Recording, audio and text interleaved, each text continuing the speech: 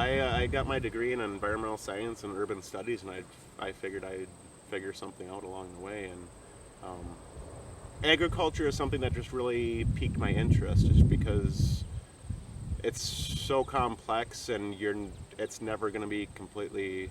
There's nothing routine about it. There's so many different factors involved that are completely out of your control, such as weather and insects and pests and all this other stuff.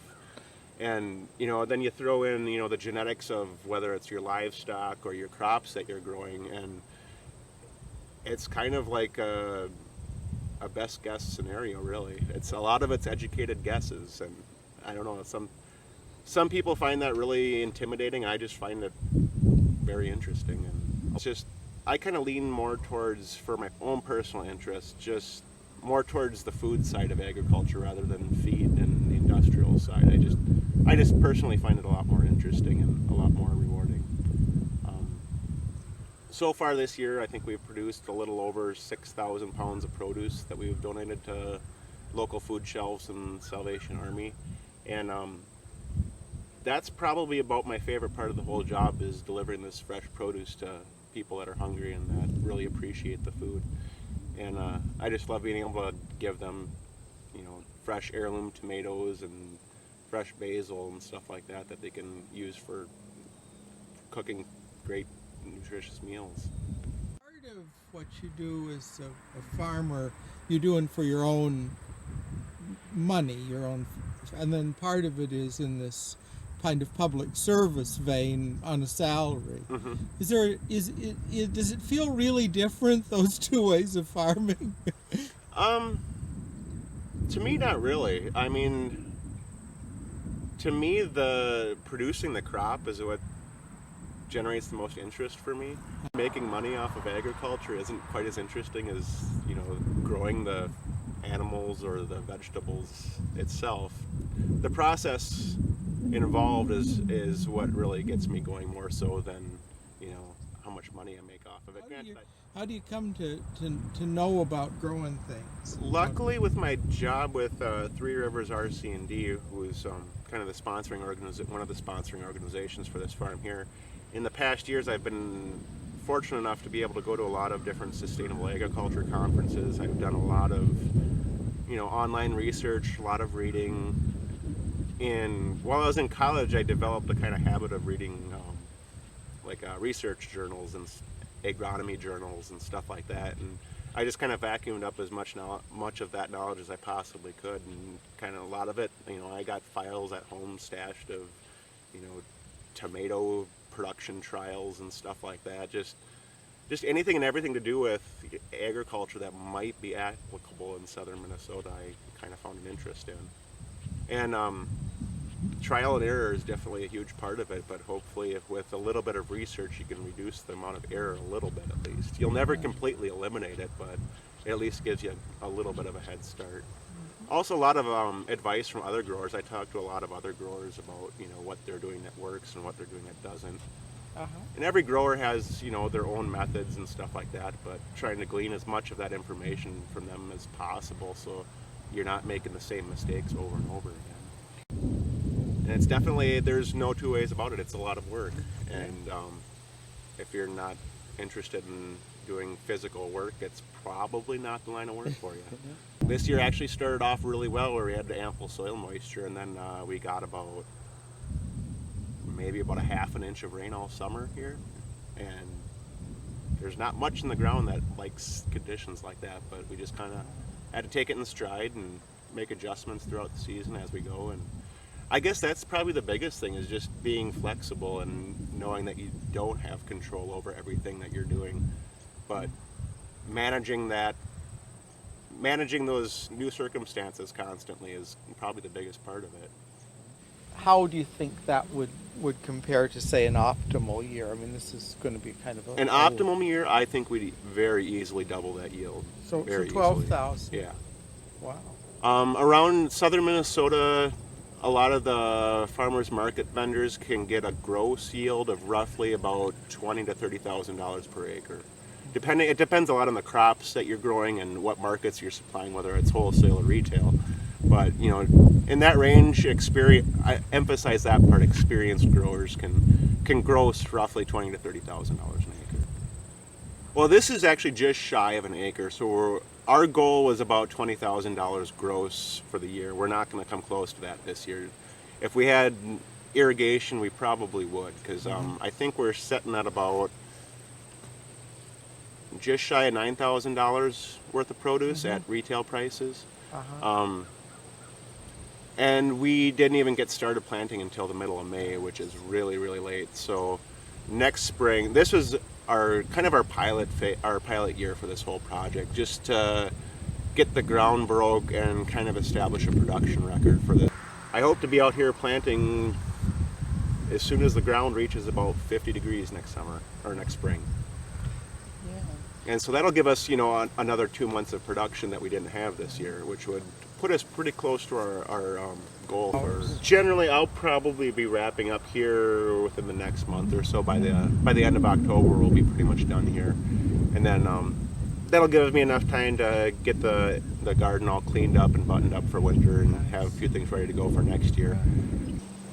We definitely like to keep the community involved in this project, and that's one big thing with the volunteer time that we have, is that it's kind of giving the community a personal investment in this little community farm here. And it's something that a lot of our volunteers really enjoyed doing this summer. We had anywhere from middle school age kids to older retired people that stopped out. And so we're kind of a production oriented farm here. This isn't just like eye candy. We're actually trying to grow as much produce as we can. And I wasn't quite sure how young kids would fit into that mix, but I was very pleasantly surprised at the amount of interest that they showed and the amount of work that they actually got done while they were here. And I had pulled turnips out of the ground, fresh out of the ground, washed them off, and the kids were like fighting for samples of it. And fresh tomatoes off the vine. They were just amazed at how delicious they tasted compared to what they got in their school cafeteria. So part of what you want to do is to expand like the school group kind of stuff. Yeah, I really would. There's so little education right now in public schools pertaining to health and nutrition. They don't teach home ec classes anymore, and kids are really, at least in my experience here, the kids are very interested in this type of stuff, and they're like, oh my god, that's what a carrot looks like before it comes out of the package. Just walking through the garden and explaining to them what these different vegetables are, and how they eat them and stuff like that, and they're just voracious for the information and for the food. So yeah, and the economics of it are probably one of the most difficult parts of this project is making everything pay for itself. Right now at 1 acre, it definitely does not make economic sense to have this garden just for growing food. You just can't produce enough produce off of it and pay for someone to manage it at this particular scale. Once you get scaled up to 4 to 5 acres, it's a totally different story, where the project could very easily be self-sustainable, where it's paying for its own management and supplies, and plus donating a good portion of the produce to the food shop. And that's there was some concern about that, because I also work with the Mankato Farmers Market, and that was one thing that we were real careful not to do. Is they're giving us a lot of technical assistance, and they even donate plants to us, and so it would be really inappropriate for us to try and compete directly with them. But there's so few people growing fresh produce in the area, and I think the demand for it is exceeding the supply in a lot of cases, and a lot of it's markets that some of these growers aren't real interested in tapping into, is like some of the wholesale markets and stuff like that. Because I've actually discussed it with the market board before about looking into wholesale markets and stuff like that. It's a huge issue, and that's something that the USDA is finally starting to realize that they need to do something about, is because it's not just produce growers, it's commodity, corn, soybean, hogs, dairy, the whole 9 yards. The average age of farmers is creeping up into I think it's the upper 60s or upper 50s to early 60s. There's a lot of investment, and if you're interested in starting farming, it's something that you have to have a long-term outlook on, because it's not something that you're gonna be extraordinarily successful in the first year. It's you're planning 10 years out usually. Right now, there's not a whole lot for educational opportunities for people that are interested in this area. We have the resources here where we could very well easily produce a lot of food for Minnesota, and it could produce a lot of jobs for southern Minnesota as well. You know, one thing we've talked about with some of our partners is the possibility of like a community canning facility. So, you know, not a huge scale, but big enough scale to where we could preserve a lot of the harvest from the community farm so that we could stretch those donations to the food shelf out over a longer period of time. I think that could be very valuable. Organic agriculture, I think, is really important that we continue and expand research in that. I mean, it's documented all over the country already that there's herbicide-resistant weeds, there's pesticide-resistant bugs. I mean, corn borers are becoming resistant to BT because it's used in so many different places all over the country. I mean, I don't think that we can honestly rely on chemicals to save our agriculture for the long term, and I think if we can develop organic methods, that I think that'll be beneficial for us in the long run as a society to be able to continue our food supply. And I also think that organic agriculture has a lot to learn from conventional agriculture as far as, you know, production and, you know, maintaining that production amount so that we're producing as much food as we need to. Actually, my bosses are conventional farmers. My board members are soil water district managers and county commissioners throughout southern Minnesota, and I have really good relationships with them. And I don't see it as a one or the other. It's not us versus them. It's why not take the best of both of them, combine them, and have an even more robust agriculture system. Granted, we're a long ways away from that right now, but I mean, it seems like a pretty sensible thing to do. I mean, you can't just eliminate all chemicals from agriculture, you know, this year. I mean, nobody really proposes that. I mean, there's some opponents of organic agriculture that think that that's what they want to do, but it's you have to have a knowledge of the whole ecosystem of your farm and manage that accordingly. And it's not something that you can do in just 1 or 2 seasons. It takes a long time to gain that knowledge and familiarity with your farm. And, You know, you can't feed people things they won't eat. Yeah.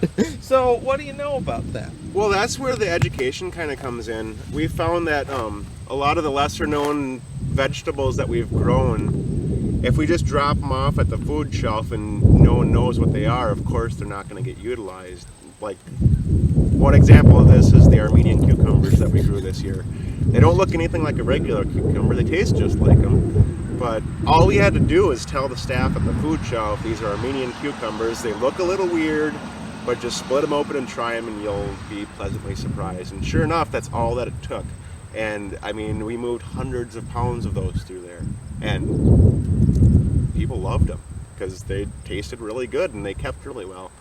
And so it's just kind of reintroducing people, kind of slowly acclimating them to being interested in trying new vegetables, you know, whether it's a yellow tomato when it's ripe rather than red, or there's even purple and green tomatoes that are ripe, you know. Just, you know, things like that. Like, okay, before you say anything, just try it first. And that seems to work pretty well, at least in my experiences. There's a resistance to bad vegetables, and a lot of what they get from the grocery store are what I'd consider bad vegetables. They're tasteless, bland. They look like vegetables, but they don't taste like vegetables. And a lot of it's because they're being trucked, you know, 5,000-6,000 miles across the country, and they're being picked when they're not ripe. And there's a lot of good reasons for that the way the food system has developed, but it's not necessarily the best way that we can be doing things. You know, if you look at the agricultural statistics for Minnesota back in the 40s and 50s, the diversity of crops that we grew was just amazing. I think there was like something like 20,000 acres of carrots in Minnesota at one point in time. And, you know, this is the food system that we used to have. We've shifted most of our vegetable production to the Central Valley in California. Produces probably, I'd guess, 80 to 90% of the fresh produce that's consumed in the United States, and 100% of those acres are irrigated, and we're basing most of our food system on growing food in the desert. And see, that was very counterintuitive to a lot of the market vendors. Like, they assume that they have, they live in dorms or small apartments and they don't have a whole lot of refrigerator space. They don't store, stuff.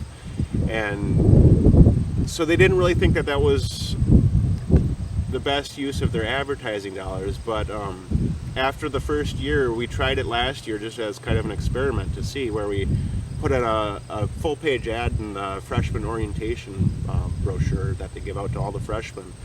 And sure enough, as soon as freshman move-in day came along, we started seeing college students riding their bikes from campus. Is maybe about a mile or so away, so it's not a real long ride, but I think that's a great thing to do, is to start reaching out to the younger generations, because Where do you see the priorities? well, right now that's a real tough one, because the whole federal agriculture policy is such a convoluted mess. And I mean, we can't even get a farm bill passed in a reasonable amount of time. They're cutting funding for conservation programs left and right at a time when it's probably needed more than ever. I've talked to local soil scientists that have said that they've seen more erosion. This one particular guy, he has been with the Natural Resource Conservation Service since the 70s. And he said this year he's seen more intense erosion than he's ever seen in his entire life. We know more about the problems, but the same problems are here, and we haven't really done much of anything about them. And, federal support for small-scale farmers is virtually non-existent. I mean, there's a few token projects here and there and a few token programs, but as far as growing new farmers, whether it's for commercial agriculture or for small-scale agriculture, they've been, it's a drop in the bucket. As federal farm policy has a huge implication and has huge ramifications down to the local level.